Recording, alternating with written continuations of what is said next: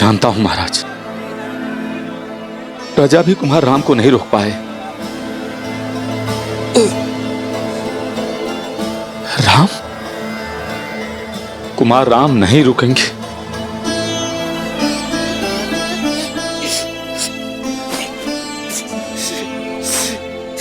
सीता, आपका अभिप्राय है देवी सीता को रोक लो?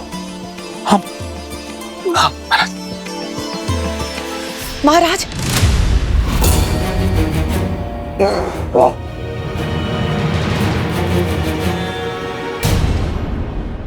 विश्वास कीजिए महाराज, सब शुभ होगा। भरत के युवराज घोषित होते ही प्रजा शांत हो जाएगी। मैं आपको केवल इतना सूचित करने आई थी कि मैं भरत को कैकैया से बुलवा रही हूं।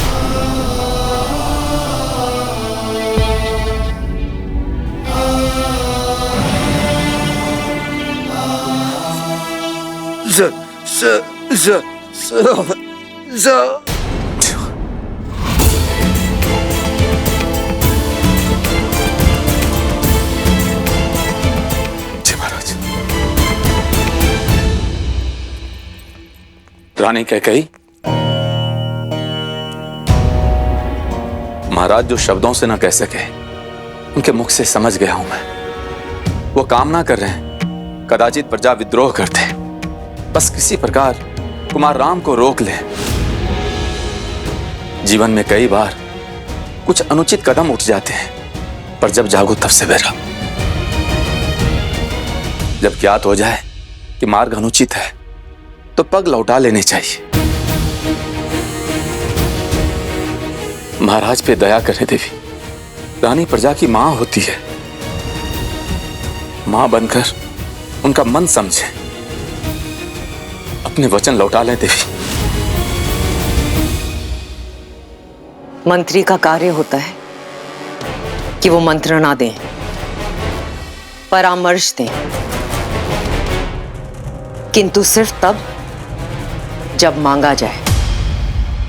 भरत को अयोध्या लाने का प्रबंध किया जाए। प्रजा विद्रोह कर देगी। उन्हें रोकना आपका कार्य है। जाइए, अपना कार्य कीजिए।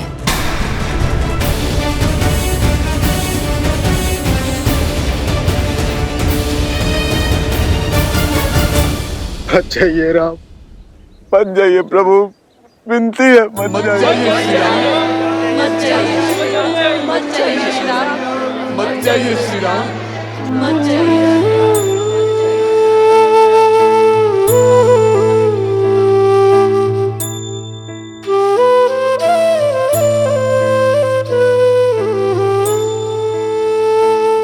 ये मेरी विनती है आप सबसे, मुझे जाने दीजिए।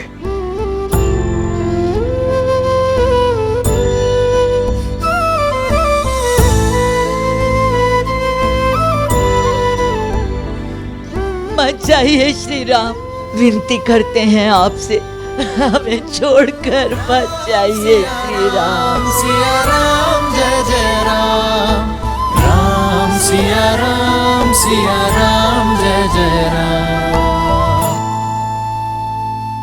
मत जाइए श्री राम। ये लोग हमें ऐसे जाने नहीं देंगे। कदाचित वो अंत तक ऐसे ही हमारा पीछा करते ही रहेंगे भैया।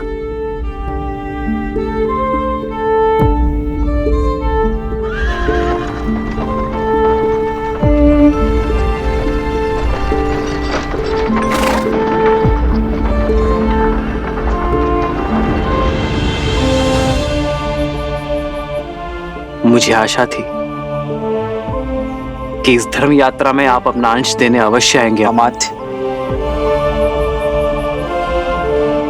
मेरी प्रजा मुझे छोड़ेगी नहीं, मुझे ही उनसे दूर जाना होगा।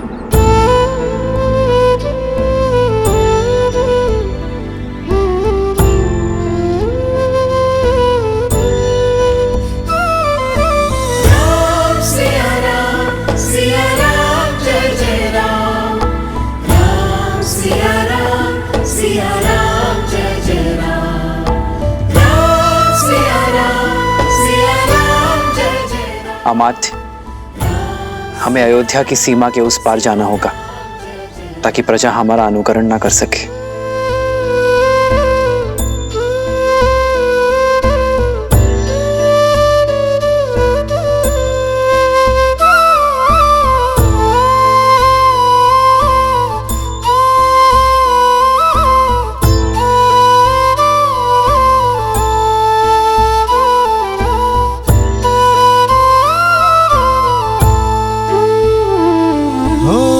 दशरथ व्याकुल पुत्र को भारी, शत्रु बन बैठी महतारी। सुनी अयोध्या, सुनी अयोध्या कर चले रघुराई, सुनी अयोध्या कर चले रघुराई। राम सिया राम, सिया राम जय जय राम, राम सिया राम, सिया राम जय जय राम, राम सिया राम, सिया राम जय जय राम, राम सिया राम, सिया राम जय जय राम, राम सिया राम, सिया राम जय जय राम, राम सिया राम, सिया राम जय जय राम।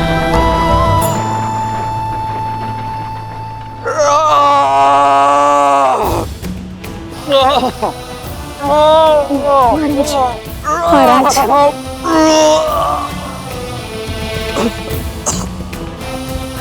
शांत हो जाइए आर्य, शांत हो जाइए, शांत हो जाइए राजा, शांत हो जाइए आर्य।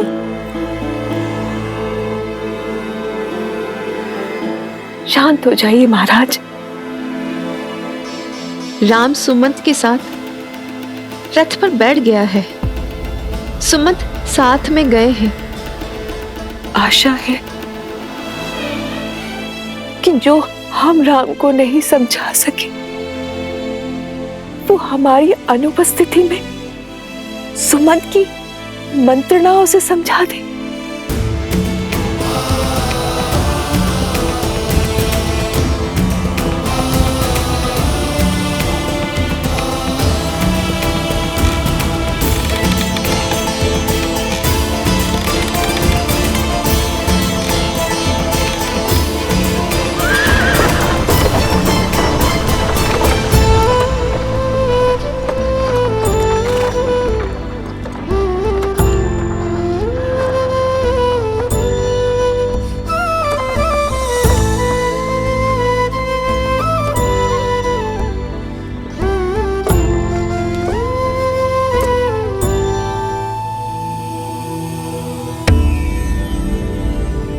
एक और श्री राम थे जिन्होंने अपने पिता के वचनों की लाज रखने के लिए, धर्म की रक्षा के लिए अपना सब कुछ त्याग दिया,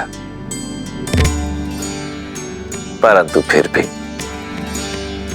प्रजा के प्रति अपने निश्चल प्रेम और करुणा के कारण सदैव अयोध्या वासियों के हृदय पर राज किया।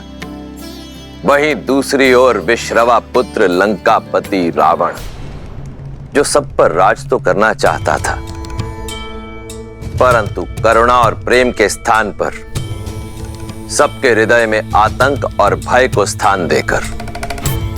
तो क्या रावण के इस एक छत्र राज में कोई अवरोध नहीं था? अवरोध तो था देवी। रावण का बहनोई शूर्पणखा का पति विद्युज्जिह्वा, रावण की उसके प्रति शत्रुता का अनुमान इसी बात से लगाया जा सकता है कि रावण केवल उसे दंडित ही नहीं करना चाहता था, अपितु उसके प्राण हरना चाहता था, क्योंकि इस बार प्रहार रावण के अभिमान पर हुआ था।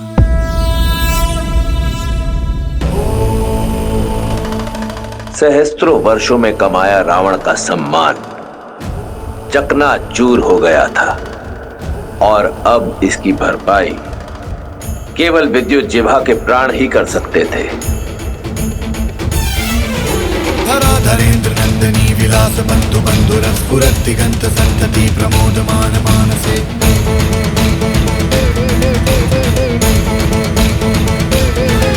कृपा कटाक्ष धोरणी निरुद्ध दुर्धरापति क्वचित् दिगंबरे मनो विनोद में तु वस्तुनि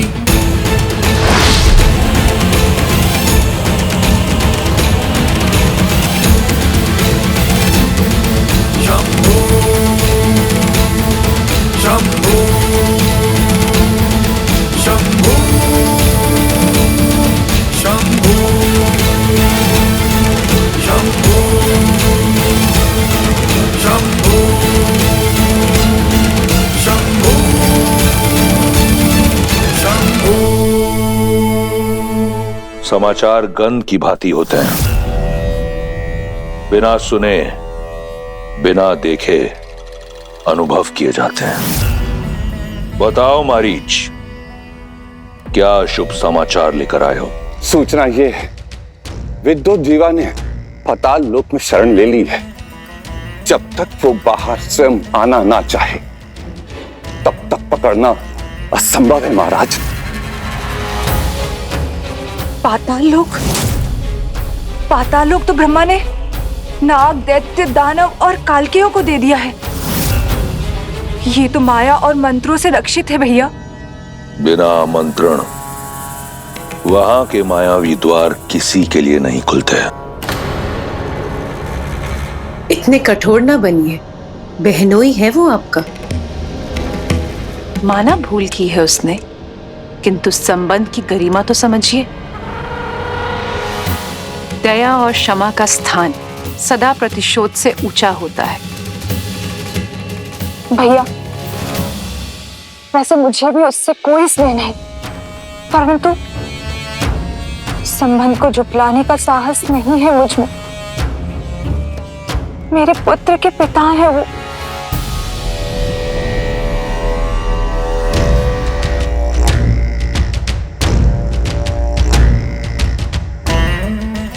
तो क्या तुम्हारे भाई का मान, उसका सम्मान, उससे भी मूल्यवान है तुम्हारे पति का जीवन? नहीं भैया, कदापि नहीं। तो फिर ये निरर्थक भावना क्यों? तुम्हारा विवाह विद्युत जीवा से मैंने करवाया, कल किसी और से करवा दूंगा। तुम लंकापति की बहन हो शूर्पणखा। अपने क्षणिक मोह के लिए अपने भाई का नाम सदा के लिए धूमिल मत करो, समझी? जी भैया, मुझे क्षमा कर दीजिए। रक्तपात से कोई लाभ नहीं है। मेघनाथ की पत्नी हमारी वधू सुलोचना पाताल से ही है। हम सुलोचना के माध्यम से उसे आत्मसमर्पण का संदेश भेज देते हैं। मेघनाथ कहाँ है? मेघनाथ की क्या आवश्यकता है आपको? ये मेरे प्रश्न का उत्तर नहीं। कहाँ है मेघनाथ?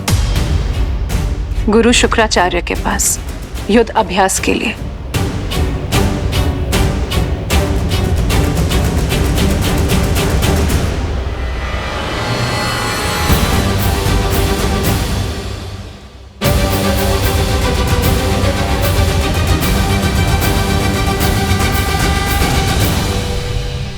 अति उत्तम, सच्चा शूरवीर है मेघनाथ।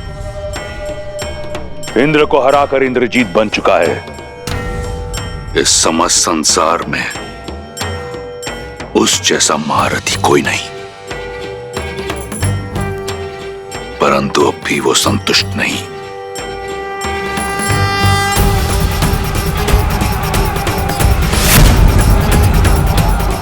अब भी प्रयास कर रहा है आगे बढ़ने का।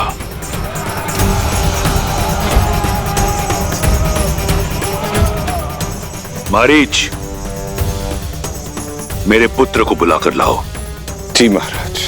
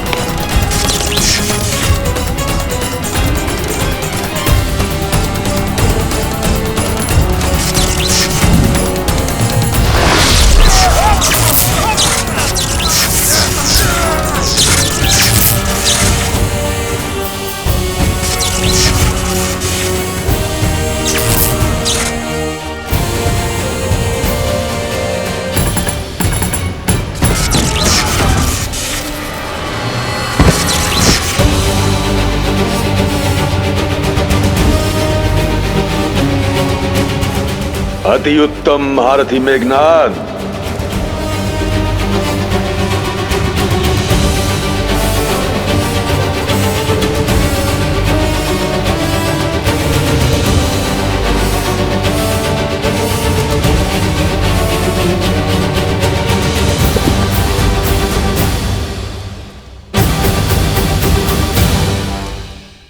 कल्याण हो। ये सब आप ही की शिक्षा और आशीर्वाद का परिणाम है गुरु शुक्राचार्य। ये तो तुम्हारा बड़प्पन है मेघनाद, जबकि सत्य तो ये है कि योग्यता से अधिक कभी किसी को कुछ नहीं मिलता। और मुझे पूर्ण विश्वास है कि असुरों में सबसे महाबली राजा बलि के बाद यदि कोई है तो वो केवल और केवल तुम हो, जो इस धरा पर, इस संसार में असुर धर्म को स्थापित कर सकता है। असुर साम्राज्य के ध्वज को यदि हर दिशा में फहरा पाऊं तो ये मेरा सौभाग्य होगा गुरुवर।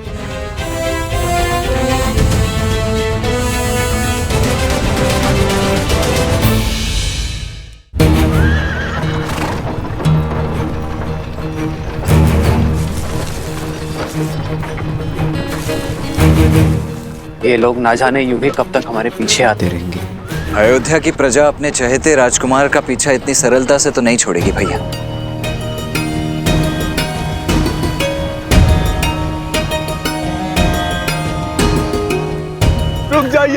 रुक जाइए श्री राम, रुक जाइए, मत जाइए।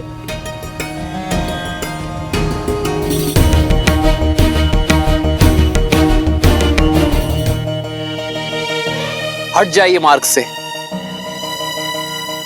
मैं धर्म की बेड़ियों में बंधा हूं, रुक नहीं सकता। हम आपको आपका धर्म निभाने से नहीं रोक रहे श्री राम, किंतु हमें भी तो अपना धर्म निभाने दीजिए।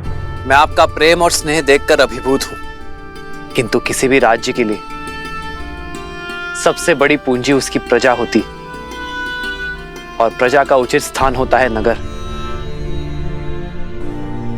मेरे पिताश्री महाराज दशरथ और भावी राजा भरत को आपके सहयोग की आवश्यकता है, आपके साथ की आवश्यकता है।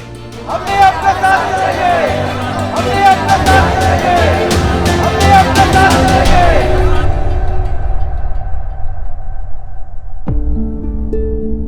आपका प्रेम अनुपम है, किंतु धर्म के मार्ग पर प्रेम को छोड़ना पड़ता है। हमारी ये यात्रा कठिन मत बनाइए। मेरी विनती है आप सबसे कि श्री राम के मार्ग का अवरोध ना बने। हम आपके मार्ग का अवरोध करने नहीं आए देवी, हम आपके मार्ग का साथी बनने आए हैं। और प्रजा को पीड़ा पाते देखना क्या मेरे लिए धर्म सम्मत होगा? 14 वर्ष का वनवास है ये। पर हमारे राम महलों के सुखों को त्याग कर वन में दुख उठाने जा रहे हैं। यह विचार भी हमें लज्जा और ग्लानि से भर रहा है। हम अपने राम के बिना नहीं रह सकते। जहां हमारे राम होंगे वही हमारी अयोध्या है। हम भी अपने राम के साथ वन में ही जाएंगे।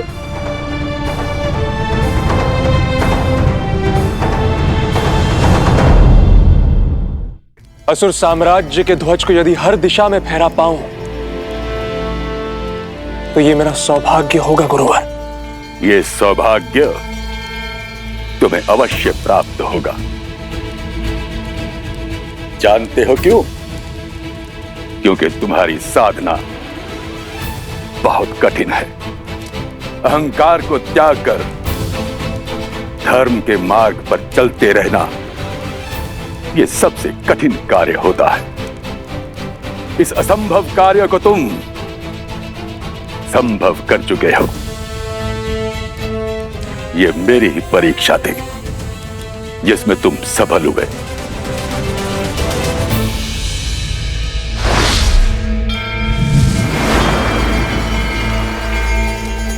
देवताओं को तुमने अपने वश में किया। इतना शक्तिशाली होने के पश्चात भी अभिमान तुम में किंचित मात्र भी नहीं है। तुम धर्म के मार्ग पर डटे रहे। तुम चाहते तो अपने शत्रुओं को, इन देवों को समाप्त कर सकते थे, किंतु तुमने ऐसा नहीं किया। तुमने केवल उन्हें मूर्छित करना उचित समझा। मुझे तुम पर गर्व है मेघनाद, और तुम्हें बधाई हो। आज तुमने एक और अति शक्तिशाली अस्त्र नागपाश प्राप्त किया है।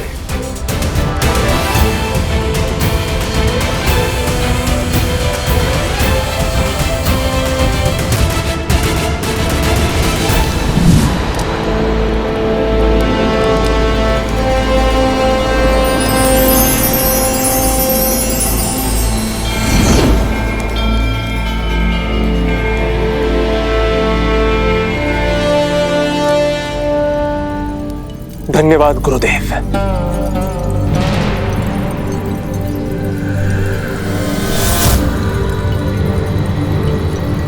असुराचार्य की जय हो। लंकेशपति ने कुमार मेघनाद को स्मरण किया है शीघ्र।